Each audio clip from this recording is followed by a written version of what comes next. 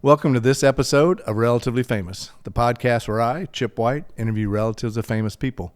What qualifies me to have a podcast about relatives of famous people? Well, my relative is my sister, Vanna White of Wheel of Fortune. And I want to thank our sponsors, visitmyrtlebeach.com. So if you're looking for the perfect family vacation, go to visitmyrtlebeach.com. If you happen to have sensory sensitive children or autistic travelers with you, check out the show Traveling the Spectrum on Peacock, brought to you by visitmyrtlebeach.com.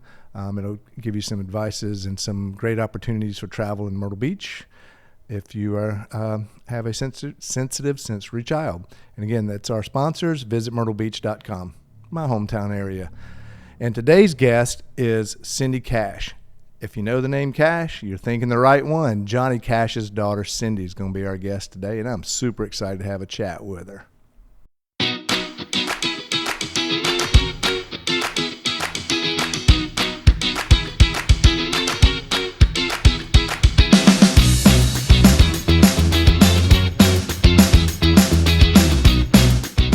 Relatively Famous Podcast with Chip White.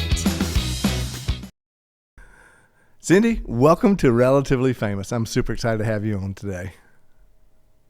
Thank you. Super excited to be on. So, Vanna White, your sister? yeah, yep. You didn't know that. Well, that's cool. Boy, she's had a long career and still looks like she did when she started. Yeah, How'd she do that? 41 years, 42 years now. Isn't that crazy? It's just Wow. wild. That's great. Yeah, I remember when I actually met your father once and this is one, and we'll talk a little bit about your personal belongings, but I have a signed autographed The Man in White that your dad wrote book when he was at The Man in White? Yeah. Yeah. Um, The Life of St. Paul. It's a novel that he wrote. Yep. And he was at a book signing at the Beverly Center in it's about the time Vanna's book came out, and I was walking through and went, oh, hey, that's Johnny Cash. So I stopped and I bought a book, and we chatted for a minute about Vanna's book and his book, and that book is in my living room on the shelf, prominently displayed. Yeah. So. It took him 9 years to write that book. He was fascinated with St. Paul. So that book is The Life of St. Paul. Yeah. And through his eyes. What made him choose to write a novel about that? Because it's a great approach to it. I haven't read it in a couple of years, and I keep thinking I'm going to read that again. He was fascinated with the life of St. Paul. He was a Bible scholar and he was an ordained minister. He had read every book on every Bible ever written and every Bible ever written. And he literally was a Bible scholar. And he was fascinated with St. Paul. He spent every time he'd go to Jamaica, that's all he would do is work on that novel.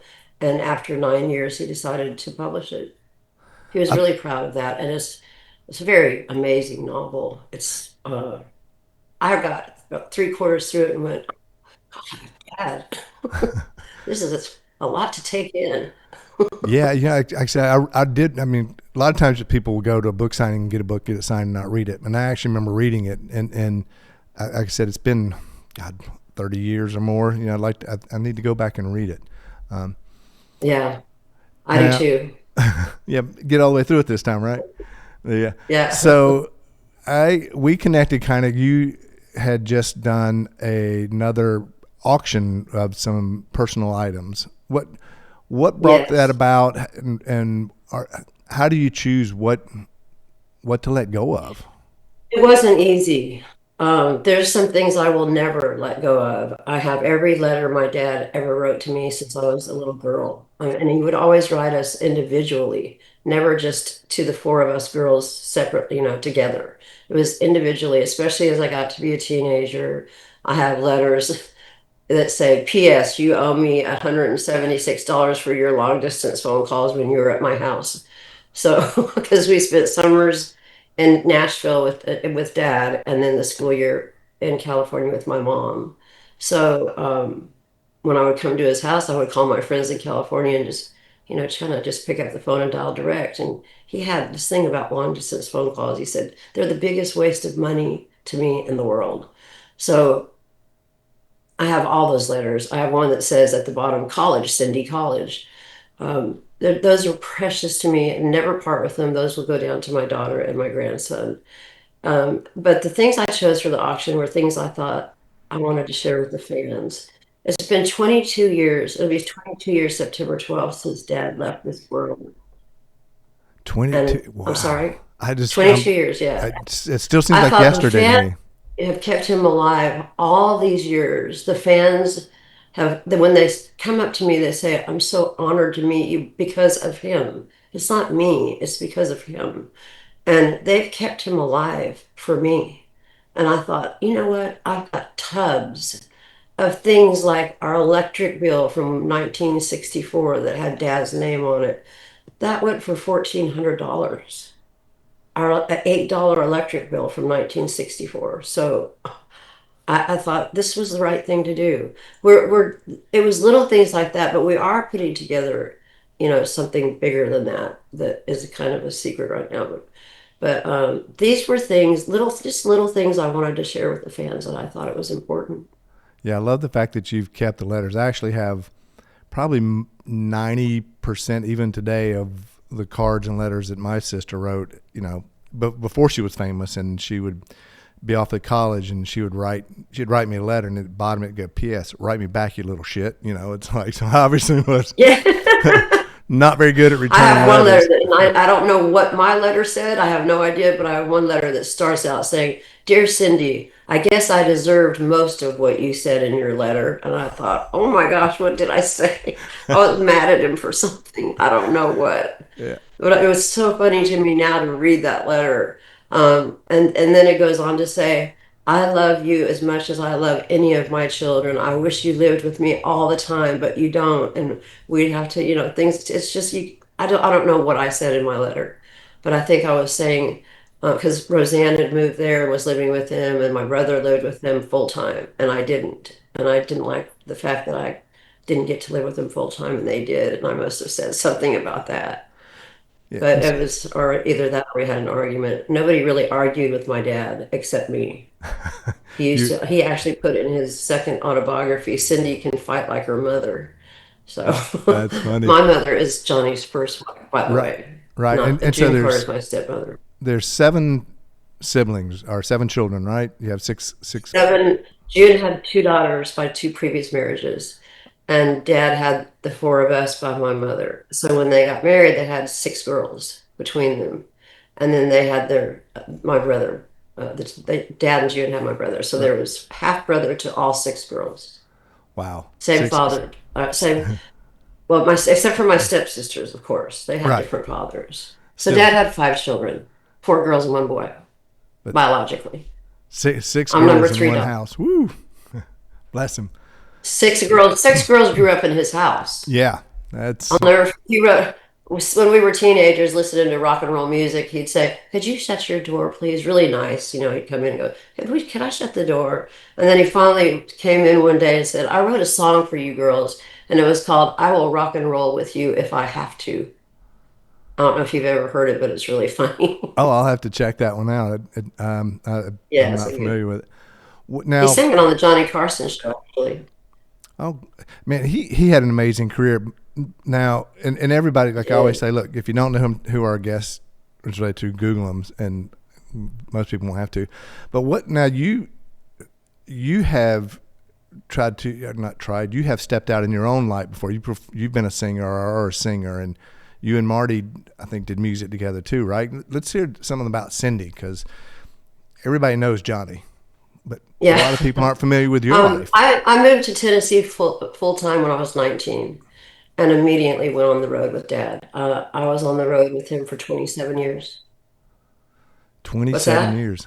You were on the road for 27 Yes, years. 27 years.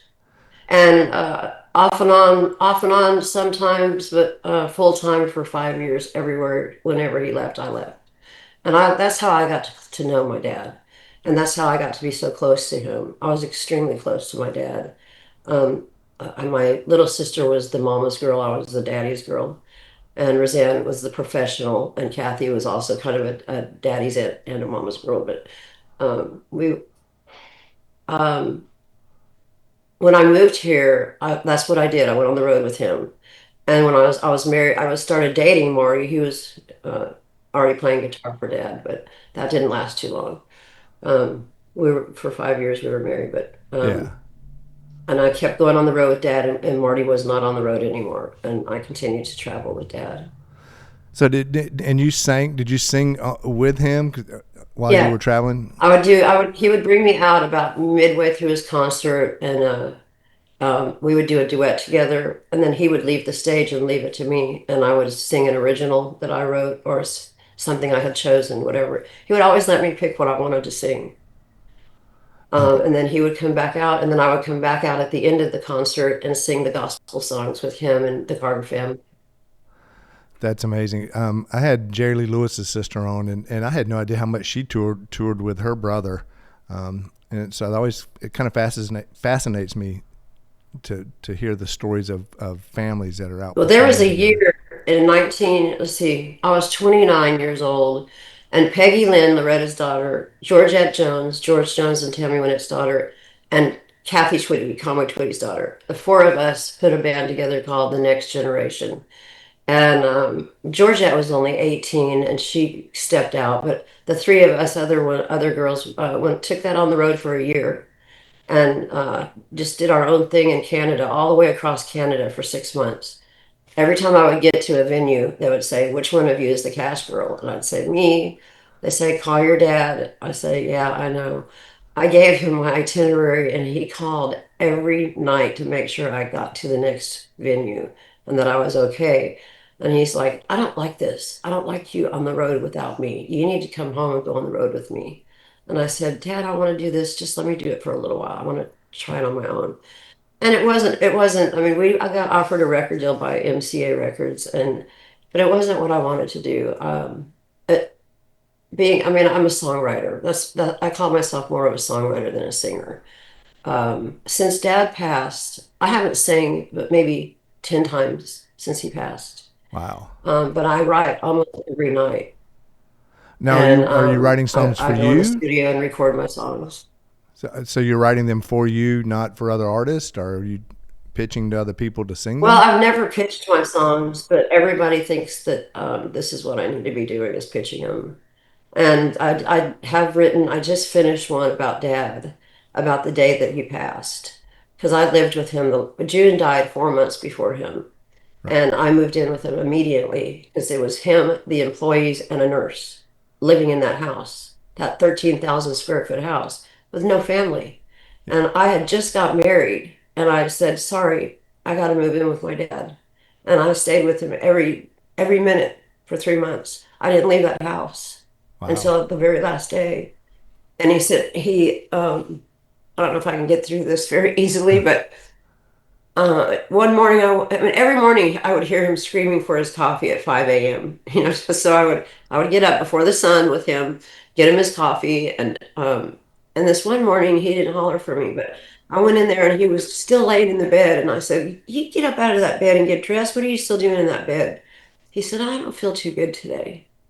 And he sent me to California. He made me go to California for the weekend. Come back in 2 days. Just come back in 2 days. I said, "I'm not leaving you." And he said, "I need some time. I need some time. I don't feel well." And I got to my mom's at 11 p.m. that night, and at 2 a.m. he died. Oh, wow.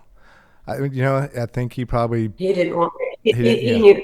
He told my husband, he said, "Look out for her because she'll take it the hardest." He said that to my husband many times. And I guess he knew what he was doing because I don't think I could have took it. Yeah. Well, the surprising thing of that to me is that Johnny Cash got up at 5 a.m. every day. I mean, that is not something you would Oh, yes. think of. Before the sun every Yeah. morning. I was thinking the other day, my dad was never late for anything in his life. Never. He was on time for every single thing he did. And if you weren't on that bus when he was ready to leave, he would drive it around the block and pretend like he left me if I wasn't on that bus. When it was time to go, he'd go knock on my door, 5 minutes, we're leaving. And I would be just getting up, throwing my stuff in my suitcase. Oh my God. And I ran down there one day and he had left. He had left. And I went, "He really left me. Oh my God." And then here comes the bus back around the block. He goes, next time I'm not going to just go around the block. I said, you wouldn't leave me.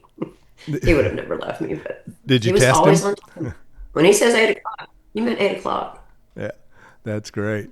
Um, Now he had kind of resurgence in his career at the end with Rick Rubin's doing the acoustic songs, very haunting songs.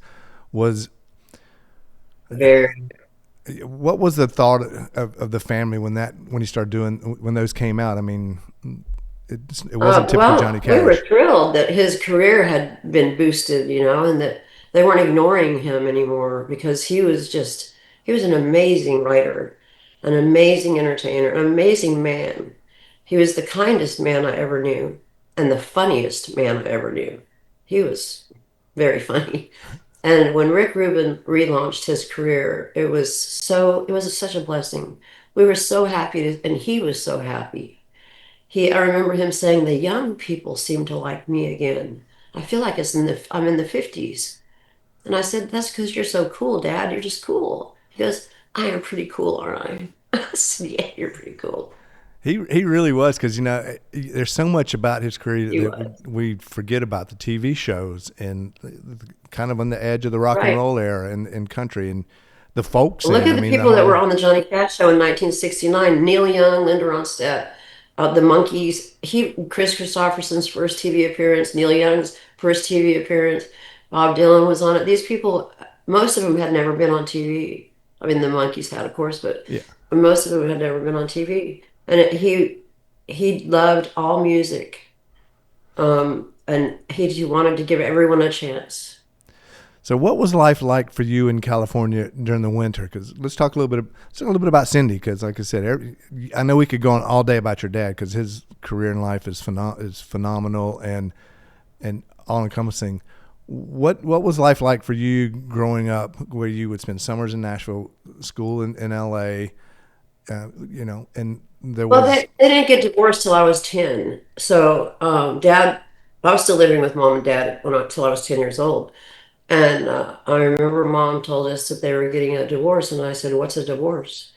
And she said, well, you'll still see him just as much, but his clothes won't be here anymore. That's how she described it to me. And I thought, well, that's okay. I can deal with that. I don't need his clothes as long as I can still see him, but boy, I didn't know I didn't know my dad was famous. I didn't know about fame. Um, I didn't know, and he was already very famous when I was born. I mean, I Walk the Line came out the same year I did. yeah. And he'd already been having records for 3 years when I was born. So we moved to California. He moved us to California when I was 6 weeks old. My two older sisters were born. And I grew up on a mountain out in California that him and my mom designed and built when they were 26, 28, and 26 years old. And it's now open to the public as a B&B for 25 grand a week, but it's worth every penny. It is the coolest place ever.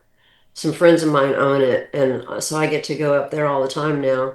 But that's where I grew up. They built this house on this mountain. Dad chose it because there was a canyon on each side. Nobody could ever build next door to us. To this day, it is the only house on that mountain. Nobody's ever been able to build another house on that mountain, and he chose it for that reason.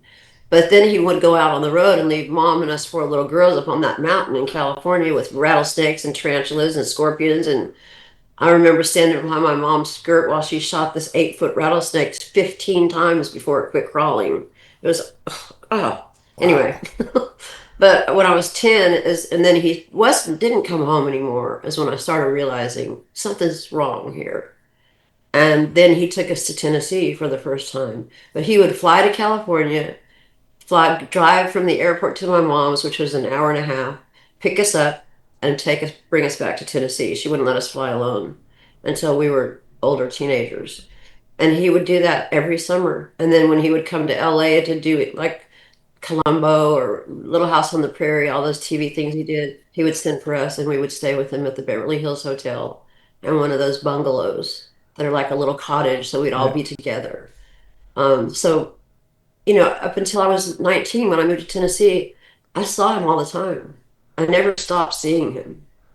And So you said you really I didn't went through realize high he was school. famous. What He what was at was every one of our graduations. I'm Okay. sorry. I was going to say. So said you didn't realize he was famous until you were like 10. What I what? was, I'll never forget the first time I found realized he was famous. He was staying playing at State Fair, and we were with him, and he would come off the stage, and he was just up there singing. I didn't still hadn't thought nothing of it. When he came off the stage, it was like just a mob of people and security guards. And Dad said, "Hold on to my coattail and don't let go, no matter what." To all four of us, all four of us are hanging on to his coattail, and we're going through, being rushed to this crowd, and one of the guards knocked this little boy down, and Dad just stops, and you could hear a pin drop. Everyone else stopped, and he picked up the little boy and he said, "Don't ever knock a child down on my account, please." And he said, "Are you all right, son?" And he handed him back to his mother. And he goes, "Hang on, girls." We hang on again, get to the car. They're on top of the limousine. They're on the hood. They're on the roof. I was in my dad's armpit, hysterically crying, thinking they wanted to hurt him. I didn't know what was going on. I didn't understand it. And he's like, "Honey, it's going to be fine." And then he's going, "Go, driver, go, driver." The driver's like, I can't. There were people all in front of the car. And I'm literally still hysterical. "I want my mama. I want my mama." He goes, "But you don't want your daddy." I mean, that hurt him, I think. But I was so scared. They were trying to bang them down the windows, and it was freaky. This was back, because I was 10, 11 when the Johnny Cash show was on TV. Yeah. So he was bigger than life. In 1970, he was voted the most recognizable face in the world over the president. And they would come up from behind him. And that's when I knew he was famous. That's the first time. And then I thought, everybody in the world knows his name. How does everybody know his name? And then he started explaining it to me. He had to explain it to me. Yeah, it's pretty Mom crazy. protected us from all that. It's pretty crazy when you see people recognize, like when I'm traveled with that, especially like in the 80s and when the wheel was really big, and you would just see like people passing the airport stuff, and you'd see this recognition kind of click, and you kind of watching going, wait a minute, that's just my sister, that's just my dad, but you realize these people I are know that's what I'm thinking. I'm thinking it's just Dad, but we would walk 20 paces behind him just to watch the heads do this. Like as they'd go past him, their yep. heads would always swing back around. That was Johnny Cash. Let's go ask for his autograph. I mean, we would always want to hear what they were saying as they passed him, and then Yeah. people would go running up from behind him, and we just laugh. We were teenagers. We thought it was funny. And then Yeah. So when you toured but with, now I think once he passed away, that first 5 years was so just it was all I could do to deal with every day without him here. But then I started looking at his career and realizing this man was amazing. I mean, he really was amazing. Everything he did was amazing. Anyways, I was gonna say, I also, when I wasn't on the road with my dad, I was a makeup artist in Nashville, and then I also cut hair for a while, and I got tired of that. And I went to Barber College. It's a 9-month course. It took me 9 years because I kept going on the road with Dad, and I would come back and get a few more hours, and go back on the road, come back, get a few more hours, and they gave me a plaque after the 9 years that said a student of the decade. But I finally did graduate. And my dad says to this day, "You're my only college graduate, even if it is Barber College." that's funny. But I did get my diploma. What of But I this? mean, they didn't force college on. What's that? They didn't like push college on us, Oh, my mom or my dad. It was weird. yeah. But then in my letter it says college, Cindy College, but they never really pushed us to go to college. And when I got my barber license, Dad said, "You're my only college graduate." I love that. What of the seven kids now? Do you guys get together often? How? What's Well, the? Rosie, June's youngest daughter, passed away 30 days after my dad did, Okay. of carbon monoxide poisoning. She had left a heater on, and she was poisoned by carbon monoxide and was found dead the next morning. Her and a friend of hers both died. And 30 days after Dad passed, and only 4 months after June passed, I'm just glad that they weren't here to see that happen. June couldn't have handled that. But so there's only 6 of us left. She died at 45 years old. Wow, Right after. she was young. But there, I'm sorry. Go ahead. I just said she was young. My mom died at Yeah, she 44, was very so young. yeah. Your mom died at what? At 44 years old. So, Oh my gosh. yeah, Oh, that's horrible. yeah, that would have been See, I was tough. so blessed to have my parents till I was 45. I just gave my age away. Yeah, you're still young.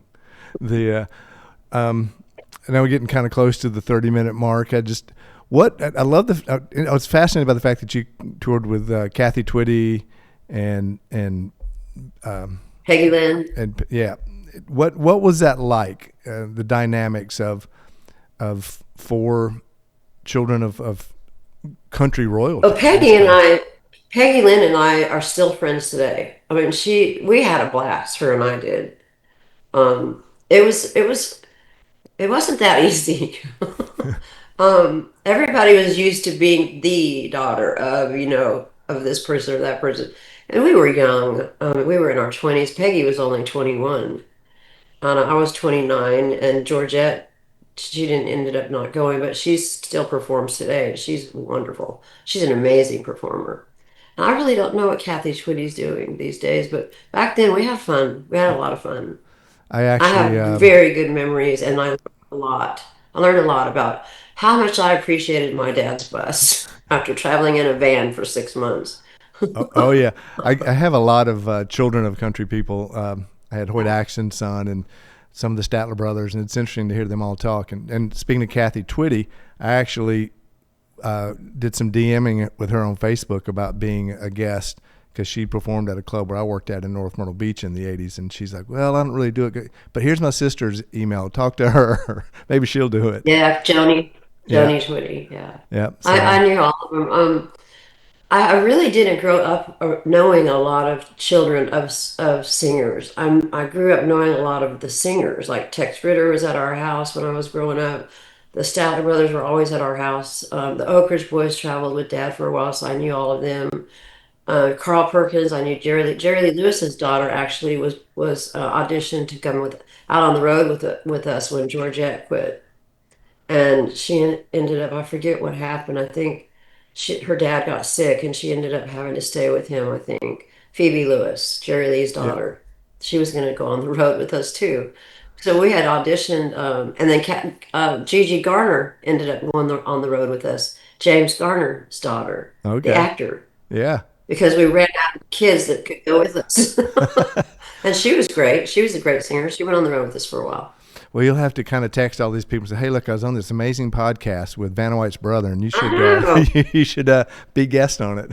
I'm thinking about all of you guys now. If any of you guys see this, hi, I missed you all. Yeah. So Um, they're all great people. yeah. Well, go back and They really listen. are. They're not spoiled little kids. They didn't grow up like that. They didn't. They weren't taught that way. It's funny. A They're lot of nice the people. country music people that I've had on, the kids are that way. The Statler brothers, Wilson Fairchild's the name of the duet. It's Harold and Don's sons, Will and Langdon. Oh, really? Nicest guys in the world. Go back and watch their episode. Just it's like sitting around All the a fire Statler were pit. the nicest guys. Yeah. They So were. I mean, I had so many dads growing up. Waylon, I used to call Waylon dad number two, Waylon Jennings. And I don't see Jesse anymore, Jesse Coulter. I never have met Shooter, his son. Everybody knows Shooter but me. I yeah, don't know why. I've I've been never trying to met. reach out to him to get on the show But too. yeah, I miss all these people. I miss them a lot. The ones we've lost and the ones that are still here, I miss. But right now I'm really busy writing a book. And my second book, I had a book come out in 1997 called The Cash Family Scrapbook, and it's mostly photographs. This book is totally different. It's just mine and Dad's relationship and how funny he was, and short stories. And I talked to the person that's writing it with me today, and I said, "Can I mention the book?" He said, "Sure. Tell him you're writing a book. It'll be out next year." That's great. And I'm really excited. Well, when it comes out, we'll Yeah, I'm definitely push it. excited. When it comes out, we'll promote it on our That would be social media great. and everything like Thank that. you. Um, Thank you. the we're getting close to our 30-minute mark. So is there a question that no one ever asks you in an interview that you always wish when it's over? Why didn't somebody ever ask me this question? Is there a question that no one's ever asked you that you wish someone would ask you? No, I don't think so. I think everybody's pretty much asked me everything because I've done some strange interviews, but most all the interviews I've done were good. Nobody's ever asked me if Dad changed diapers, Did he? and he didn't. No, he didn't. Okay. No. Well, I think you should. I can think of. Yeah. He was a great dad, though. Yeah. He just, I wouldn't have wanted him changing mine. He just was like, he never stopped moving. Well, hey, you know what? He It was was a also reckless guy. a different era back then where, dads did dad things and the moms did the mom things. And Moms did the mom things. That's right. And my mom was the epitome of a mom. All she ever wanted to be was a mother. She wanted 8 kids. woo. Thank God she stopped after. Yeah. Well, my personal opinion, I think you should get the songs that you're writing, get the band back together, pick some of the other girls back, some new girls, and it's time for the next generation part 2 to come out. I think That would people be fun. They've done a few things around Nashville, I think, but I was living in California, so I didn't get to be a part of it. But Peggy, Lynn, and I text every now and then still. Yeah, there's When Loretta passed, I think she texted me the next morning and said, "What do I do? What do I do? I don't know how to handle this." I was like, I don't know. You just deal with it. I can't answer it. I don't know what I did. Yeah. One step forward. It's just always I think forward. I was in shock for about 6 months. Well, I've had a blast chatting with you. And I do hope to have you back. I hope that when your book comes out, we'll talk again. I'd love to. Is there anything that we really didn't talk about that you wanted to? Because I know sometimes I get all over the map and there's like, I meant to say. So is there something that we didn't talk about you would like to talk about? I don't think so. Unless there's just something you want to know that I didn't talk about. There's a million things I want to know. I don't open the book, but I'll try. Yeah. No. Well, this has been awesome. I hope you enjoyed as much as I have, and I really appreciate your time. And I appreciate you being patient with our technical issues we had earlier today too. It's okay. Listen, I thank you for asking me and having me on your show. I appreciate it. Well, when we come to Nashville for some reason, I'm sure we will for a convention or something. Give me a call. We'll go. I'll take you downtown, and you can see how crazy Nashville is now. Oh my you wouldn't God, believe it. It's insane. We were there a couple of years ago for I did a movie called Electric Jesus, and I was a producer on it. I think I heard about that. It's a Christian youth rock band goes on the road. Brian Baumgartner's in it. I've heard of them. Yeah. So we were in the Nashville Film Festival, and I remember going out there going, oh my God, man, it's completely changed. Everything is now downtown. Yeah. It used to be Music Row. I can't even find my way around anymore. There's so many new buildings up. Yeah. I'm like, wait, this isn't where I needed to go. Where am I? And it's all bachelorette amazing. parties. They shut Broadway down on Friday and Saturday nights. I mean, you can't even drive down Broadway anymore. Yeah, it's crazy. Well, thank you so much for your It time. is. And Thank you. keep us informed on auctions and books and all that. And like I said, we'll always promote stuff like that on our social media. And I will. when this comes out, we'll push it to you, and you can promote it on I'm going your to call you social when my media. book comes out. Awesome. Well, thank you, Cindy, for being on. Okay. Cindy, thank you so much for being on the show. Your dad is truly an American icon and a worldwide performer that is truly missed. I love chatting with you about him and about you. If you are looking for the perfect family vacation, I suggest you go to my hometown area of Myrtle Beach, South Carolina. It's 60 miles, a whole Grand Strand from North Myrtle Beach to Pawleys Island to Litchfield, 60 miles of beach, 90 golf courses, 2,000 restaurants. You can plan it all by going to visitmyrtlebeach.com. That's visitmyrtlebeach.com. And they'll help you plan your perfect vacation. And check out the TV series Traveling the Spectrum on Peacock, brought to you by visitmyrtlebeach.com if you happen to be traveling with autistic children or sensory sensitive children. Again, thank you, Cindy. Thank you, visitmyrtlebeach.com. Thank you, Nelco Media, for producing. Thank you, Nelco Comics, for the cool location. If you're looking for unusual or that specific comic book, check out Nelco Comics in San Antonio, Texas. They probably have it. If you're related to someone famous or you know someone related to someone famous who might make a great guest, you can reach out to me at podcastrelativelyfamous@gmail.com, podcastrelativelyfamous@gmail.com. And I truly, sincerely want to thank you, the listener and the viewer, for taking your time to spend with us. Without you, we are nothing but dead air. So thank you. You've been listening to Relatively Famous with Chip White.